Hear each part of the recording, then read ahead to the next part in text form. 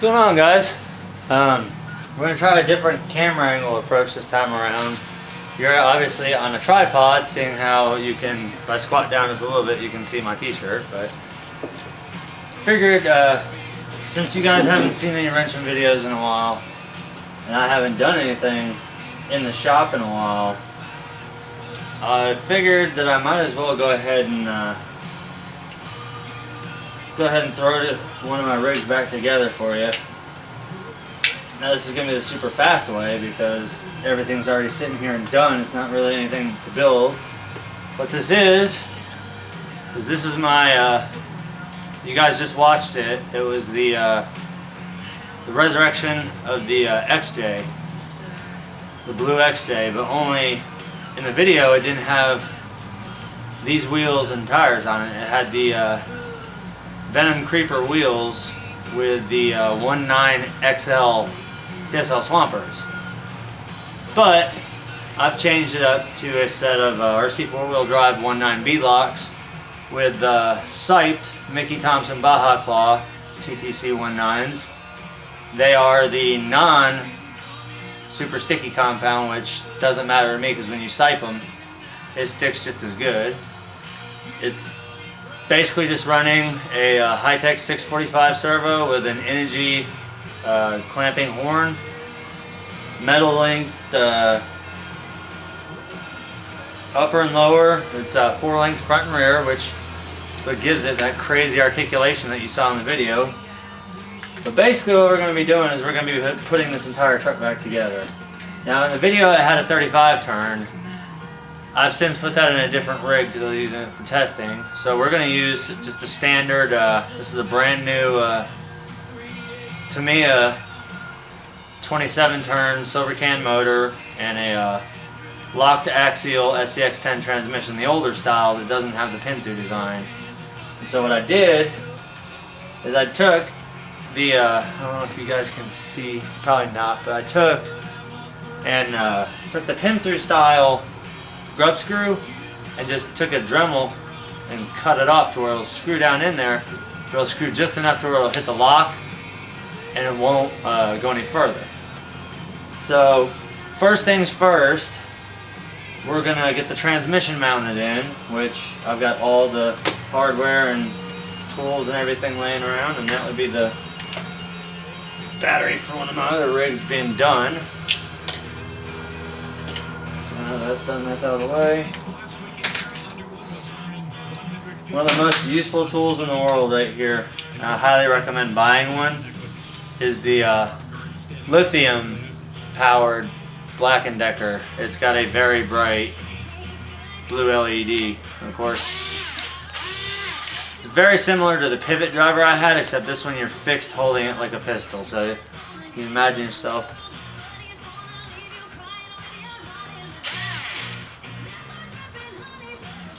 not playing around. Now of course we know it's a 2mm ball that puts these on. So we're going to go ahead and bolt our transmission in place. Now I'm running mine standard style. Sometimes I'll flip them around and I'll run the transmission forward facing like a Wraith. But even with the Wraiths, I have a tendency to flip the transmissions on those. So sometimes it just performs better, sometimes it's a crapshoot. It depends on what you're running power-wise and all the other stuff added to it. We're going to go ahead and get this transmission screwed in. Because what good is a rig without a transmission? Now this truck itself has undergone many transformations because I've robbed it for parts a million times. It's kind of funny, I always call it robbing Peter to pay Paul. But it was time to get this thing back out on the trail. Because I just loved the body, the way it was painted, and it was just my style. So now on these grub screws, we all know they're a 1.5mm hex. You'll see in my case, we're going to have to probably cut that all the way down and off. Which I can show you that too as well. Since these take just the regular screw ones, I'm going to take a pair of pliers here and a rotary Dremel. And I'm just going to cut the steel part off.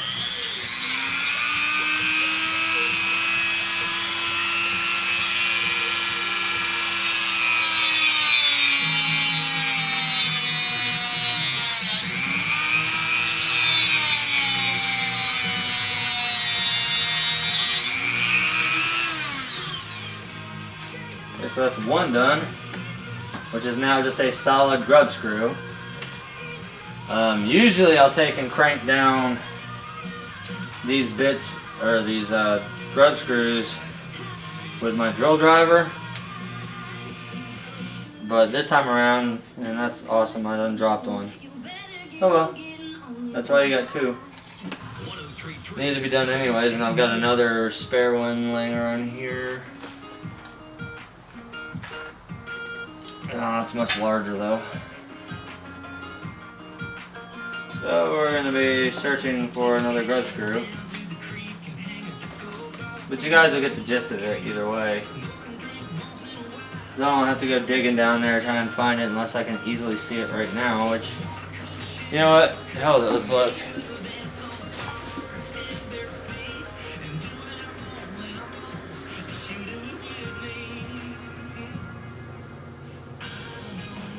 Sometimes it's like finding a needle in a haystack.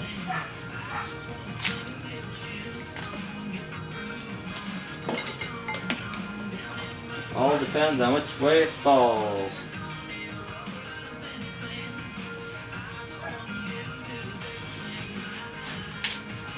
Oh well, we'll write that one off as a lost cause. In either case, we'll take this other one here and we'll cut it down too.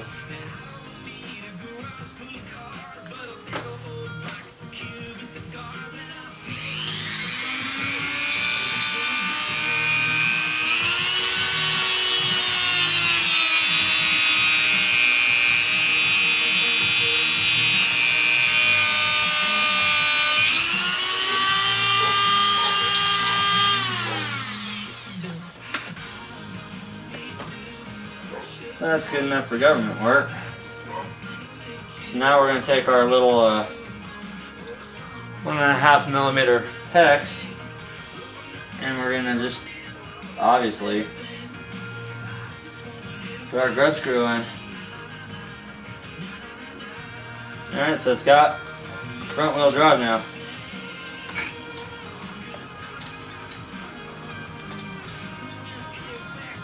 Now my pinion angles on this are actually amazing. My driveline angle is pretty much a straight line. It's very, that's the closest ratio I've ever gotten on this one. That's why I liked it so much. Now, imagine that. I found a grub screw laying on the table, so we're good. I don't have to pause the video and fast forward anything. We're going to go ahead and set our rear drive shaft in.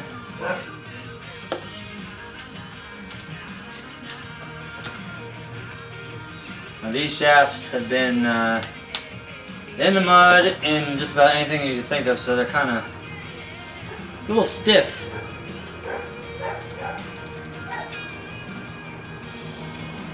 There, now we've got rolling driveline again. We're basically into a full-on roller now. Since the transmission that are in, we're going to go ahead and stick the battery in. So in my case, I'm using a Venom 8000 milliamp 20C 2-cell battery. And why such a big battery, do you ask? I'll tell you why. Because with this battery right here, I can run out on the trails for 3 hours without having to do a single thing. Everybody else is changing out battery packs, and I'm just sitting there driving circles around them. And plus I've also found that too with this, especially since the battery's up front, that the weight balance is just so much better. I mean, the bias just stays so positive, it makes it that much better. Now when I do this rear one back here, instead of having clips and ties and all kinds of stuff, I take the balance lead from the battery, which you can't really see, but then I'll also take the servo and I'll stick it underneath the Velcro strap. That way it clears any moving parts on the vehicle. Now obviously all that's left is to put a speed controller and a receiver on it, and then I'm going to have to rebind to my radio, which my radio is a Spectrum DX3C. As you can tell, it is very well used. But we're going to go actually to a new model too, just because I don't remember.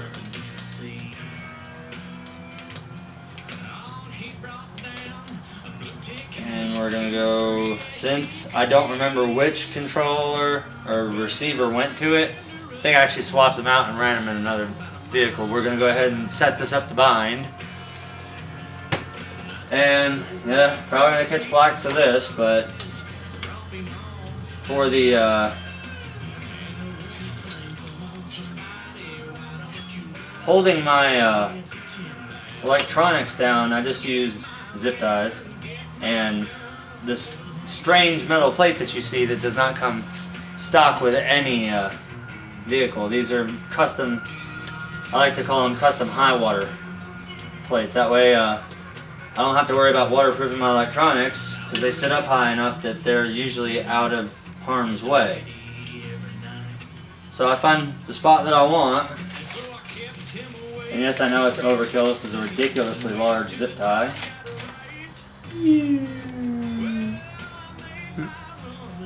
Good footer, but I'll take and I'll zip tie,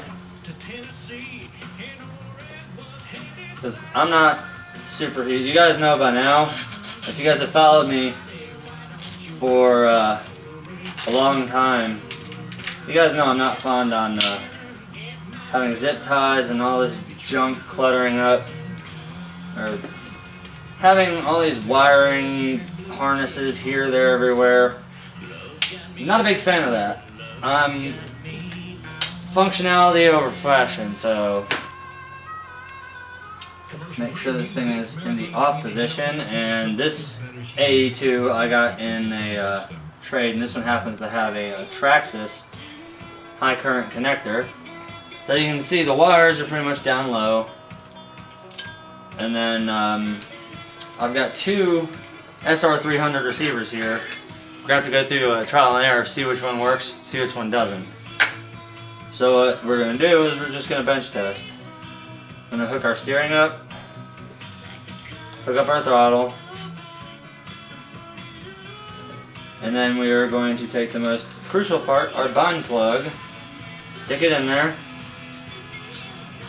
turn on, and I don't know if you guys can see it, but I'm getting the little strobing green light, which means it's ready to bind. So we're on our model. I'm going to go ahead and bind it.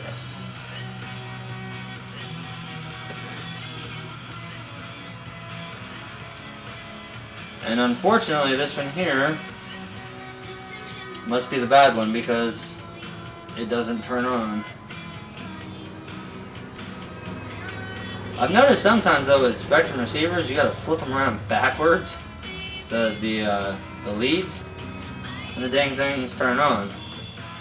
But obviously, since that one didn't work, we're gonna take that one, set it aside, and we're gonna try another one, because I want it done correctly, not backwards or stupid.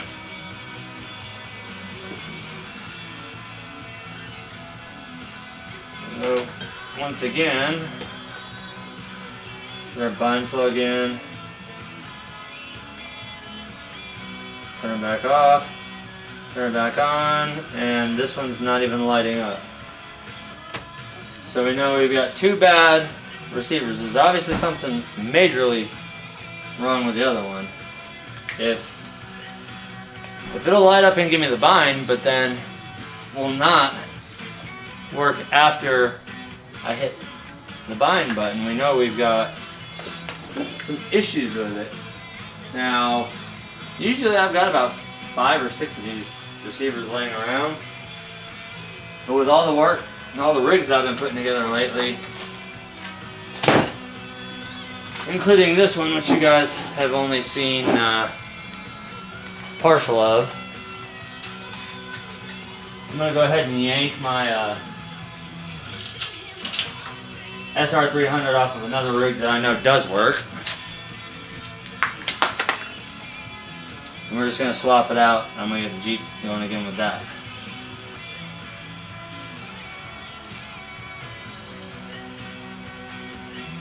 So once again, we go through the binding process.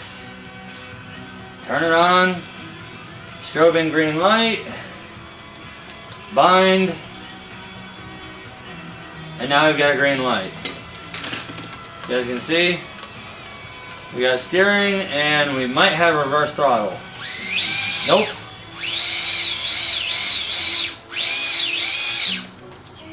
We got full power. So now that's done, the receiver gets tucked up top up here. And then one more of these super duper handy zip ties to secure the wiring on the motor leads, the speed controller, basically everything going into the receiver.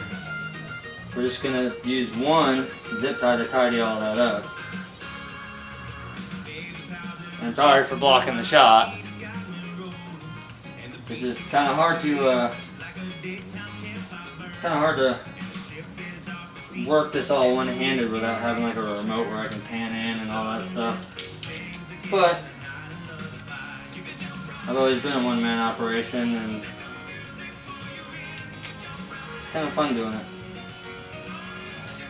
You guys kind of seem to enjoy it, so I see no reason why I should change it.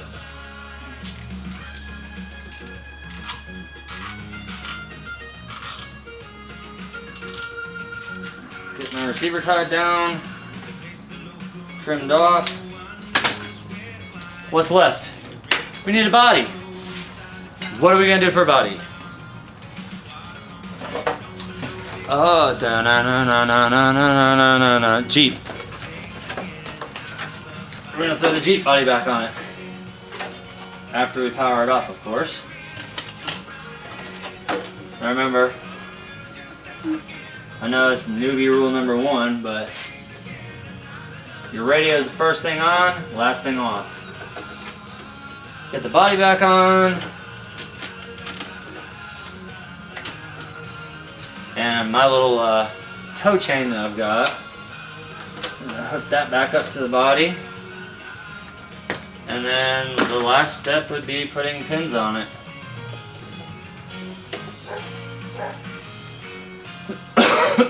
Still feeling a little bit of that bug that's been going around that everybody's got. But the show must go on. Do anything for my subscribers, so sick or not, cameras keep rolling.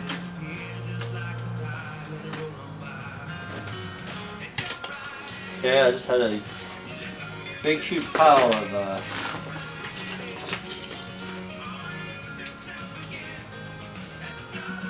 body post mounts. Found some bottom plugs. Pile of smoked motors. You can tell got a little bit of everything up in here. It's like a thrift shop. Tire weights, motors,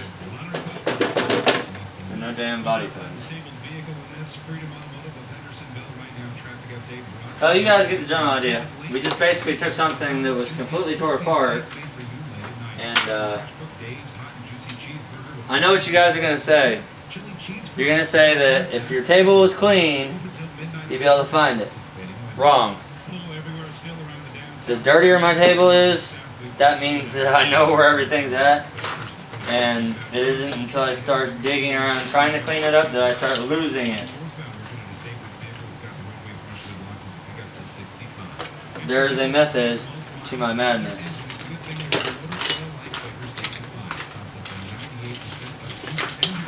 But either way, I'm just dragging this video to hell and back.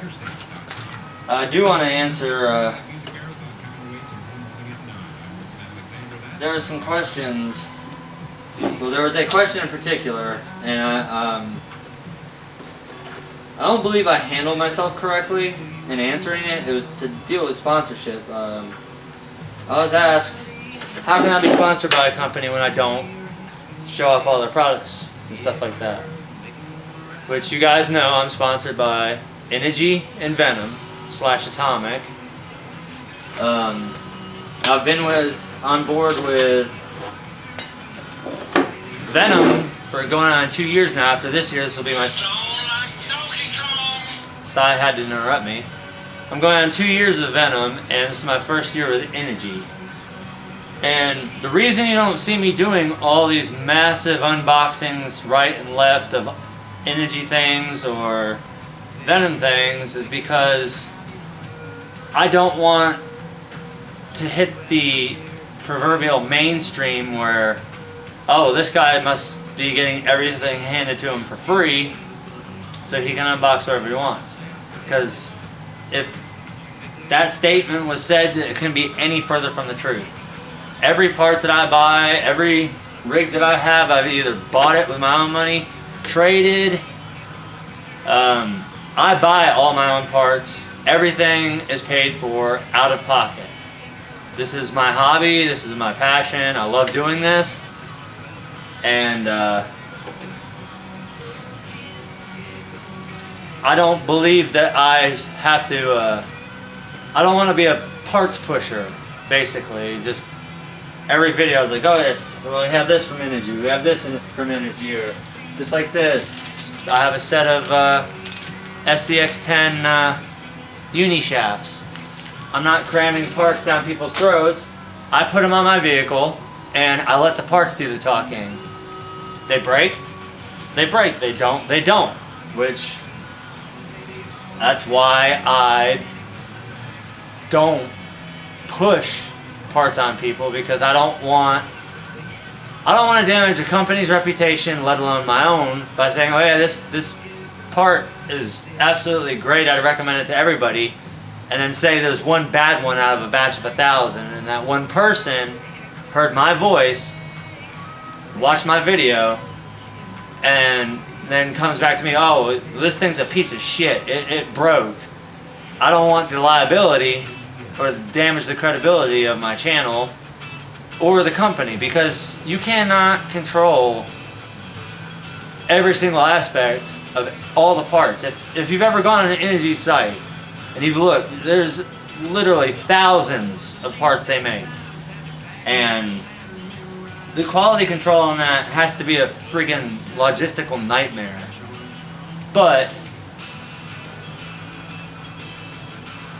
I do feel that I kind of overreacted a little bit with my reply to him, so I apologize for that. But because I don't, a lot of the major companies and other producers, they go to comps and all that stuff. That's how a lot of them get sponsored.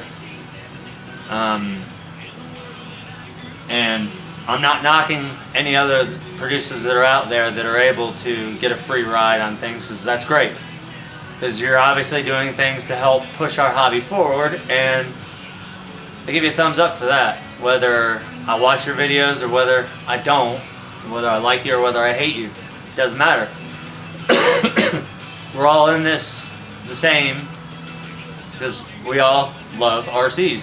So pretty much this was kind of like a little mini rant, and on top of putting a truck back together and looking at the camera, we've gone on for 24 minutes, so I think it's time to end it. So as always, thanks for watching. Don't forget to rate, comment, subscribe, and probably trash me if you want for whatever reason. I don't care. Later, guys.